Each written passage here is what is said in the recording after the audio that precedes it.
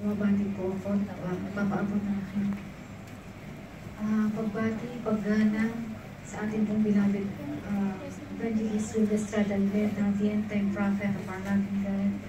Alalang pagbati po sa ating beloved Assistant Pastor Lina C. Alveda.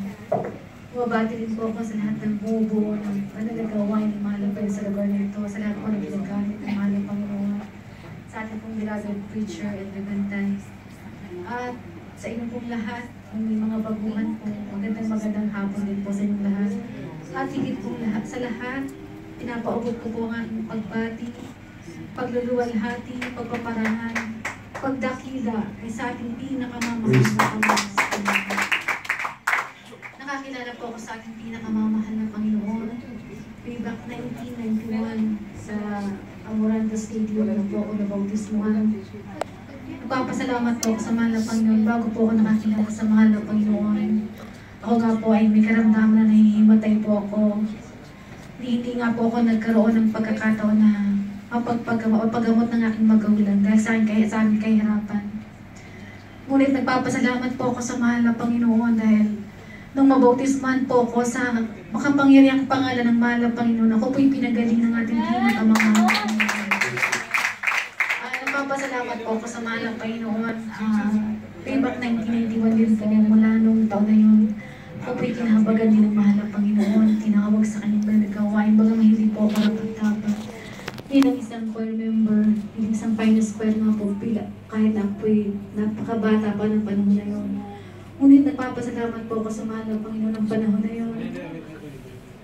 Ako nga po'y nagkaroon ng karamdaman, nagkaroon po ako ng goiter. Habang nagtatrabaho po ako, natitake po ng company doctor na meron po ng goiter. At binigyan po ako ng gamot. Nilistahan po ako ng gamot na dapat po inumin sa loob ng 10 araw. And after 10 days po na hindi po matunaw yung goiter, kailangan po akong operahan. Ngunit sa halip po na ako po uminom ng gamot, ginawa ko po, nag-fasting po ako ng 2 meals sa loob ng 10 araw. After 10 days nga po, bumalik po ako sa doktor. Wala na po yung goiter, tinunaw ng mahal na Panginoon. Year 2003 po, ako po ay nanalangin sa mahal na Panginoon na gusto pong tumulong sa aking pamilya para sa pinansyal pong pamaraanan. Nagpapasalamat po ako sa mahal na Panginoon dahil dinala nga ako nga po ay pinagkalooban ng mahal na Panginoon na makarating sa ibayong dagat. At ang hindi ko po, ang maaring mali ko pong nagawa ay ang iwanan ang tungkulin ko. Bagaman hindi po ako nag-backslide.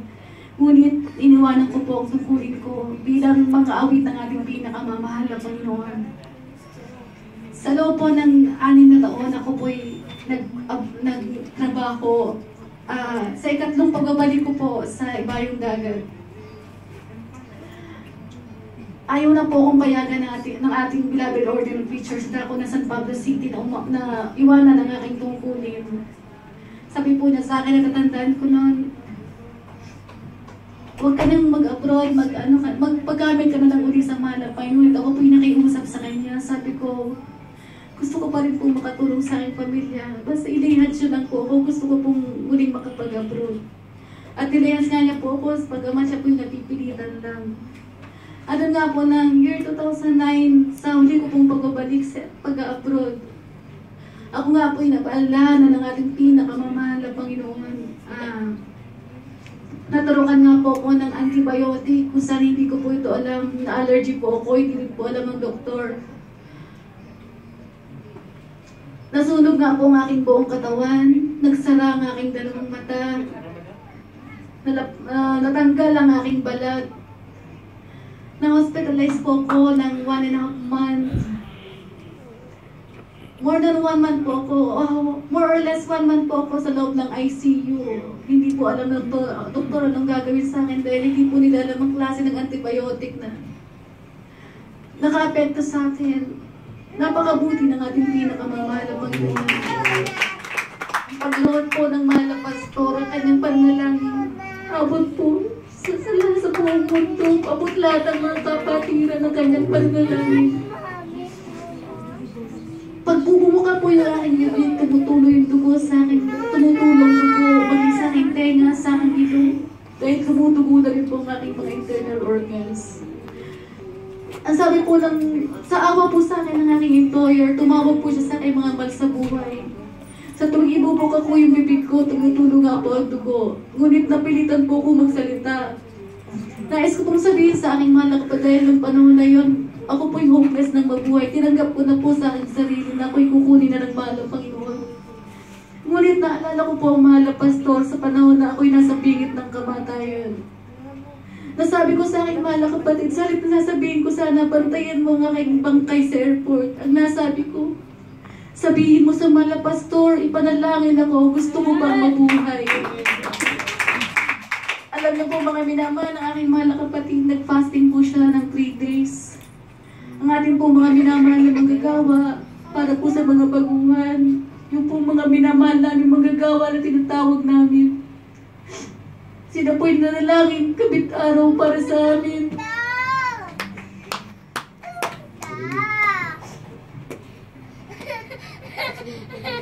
Ang akin pong pangalan ay kailang binanggit kapit araw sa kanilang panalangin sa mahal ng Panginoon. Laking himala ng mahal ng Panginoon. After 3 days na po ng fasting na aking mahal na kapatid, sa pangunang dalangin ng mahal na pastor, may sumigaw na doktor, what a marvelous change, what a miraculous change. Dahil po kaming cases na ganito, ang isa po isang Indian national at siya po'y namatay. Ako po'y nahaplos na lang ng doktor ang aking ulo kung sinasabi lang sa akin, hope in God, pray in God, dahil wala po silang magawa. Ngunit napakabuti ng mahal na Panginoon. After 3 days na po, ang aking sugat na sariwa, ang aking balat na kumangkana sa riwa. Ito na yun ang ating pinakabuhay. Nagpapasalamat po rin ako sa mahal na Panginoon sa mga bawat himala pang ginawa ng mahal na Panginoon sa aking buhay. 1.5 month na po ako sa ospital, ngunit ang aking mga mata ay hindi ko pa rin po maibulat. Sa tuwing ako po'y matutulog, ang aking napapag-inipan, ako'y nakasuot ng uniform bilang isang mga awit. Ang sabi ko sa mahal na Panginoon, kung kalauban mo po na muli ako bumawi sa'yo. Ibulat mo po ang aking mga mata at ako'y uuwi na ng Pilipinas o papagamit muli ako sa'yo. Napakabuti ng mahal na Panginoon, siya po'y tumutugon ng panalangin.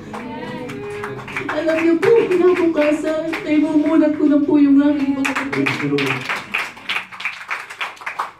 Umuwi po ako sa Pilipinas. Bunga po ng hindi masyadong magandang klima sa Pilipinas. Nagkaroon po ako ng allergy ulit sa aking mga mata. At ito nga po ay nagdulot na nagkaskas ng sobra ang aking 2 cornea hanggang sa ito po ay mabutas. Dinala po ako ng aking mga mahal sa buhay sa Maynila, sa isang sikat na hospital sa Maynila. Ngunit pag-uwi ko ng San Pablo City, hindi ko pa rin po nakanta ng kagalingan. Ginawa po na aking mga mahal sa buhay. Pinalihas po ko sa ating mga minamahal na manggagawa. Nagpuri po sila sa loob ng kalahating oras, sumigit kumulang, at ako po'y kanilang inilihas. Tunay. Pagkatapos, mga minamahal ako'y malihas, pinagaling ako ng ating pinakamasama. Meron din po akong bukol sa maselang bahagi ng aking katawan. Ito nga po ay matagal na panahon ko pong kinaglayang, ngunit nung nandito po ako sa dako ng UAE, natitake po ito, nakita po ito ng doktor, isang surgeon, at ako ini-schedule sa isang surgical operation. Ngunit ako nga po tumanggi, ngunit nagpapasalamat po ako sa mahal na Panginoon. Nung umuwi nga po ako ng Pilipinas, at muli po ako umawit sa mahal na Panginoon. Tunay, inalis po ito ng ating pinakamamahal. Nagpapasalamat po ako sa mahal ng Panginoon, maging sa pagkakataon na ito na ipinahintulot ng mahal ng Panginoon. Muli nga po akong makabalik sa UAE. Alam niyo po, napakabuti ng mahal na Panginoon. Nakiusap po ako sa mahal ng Panginoon. Sabi ko po, mahal na Panginoon, alam mo po na, bagamat alam ko po sa sarili ko na nais mong awitan kita, ngunit mahal na Panginoon, iba po yung design ng aking puso. Mahal na Panginoon, ko po'y nakikiusap sa iyo. Sabi ko po sa mahal na Panginoon na kausapin mo po ako sa panaginip na hindi ko na, ang sabi ko, mahal na ayaw ko na pong mapaginipan na suot kong uniform ko. Gusto ko pong mapaginipan eh. Suot ko po'y lagi lang pagsamba. Alam niyo po, napakabuti ng mahal ng Panginoon. Dahil natatakot po ako na muli niyo po akong paalahan ng mabigat ng mahal ng Panginoon. Sabi ko, mahal ng Panginoon, ibigay mo naman po sa akin desire ng puso ko na makapagsamba na lamang po sa iyo. Napakabuti ng mahal na Panginoon. Ilang beses ko pong napapaginipan. Nasuot ko na lang po yung aking pagsamba, ang aking hindi uniform na pang-awit. Pinapasalamatan ko sa mahal na Panginoon. Alam po ng mahal na Panginoon desire ng aking puso. Ang huli ko pong napaginipan. Pinapasalamatan ko ng lubos sa mahal na Panginoon dahil ang anak po ng mahal na pastor ang ginamit ng mahal na Panginoon sa aking panaginip na kasama pa rin daw po ako sa meeting ng mga finance choir. Sabi ko, bakit kaya ako'y kasama? Hindi naman ako finance. Sabi ko, pinamit ate, bakit po ako'y kasama dito? Hindi naman po ako finance choir. Sabi niya, ang mahalaga, kasama ka sa pagpapala ng ating pinakamamahal na Panginoon. Napakabay ng mahal na Panginoon na binibigay po ng mahal na pedisan ng ating puso. Pinapasalamatan ko sa mahal na Panginoon ang lahat ng kanyang kabutihan sa aking mga mahal sa buhay.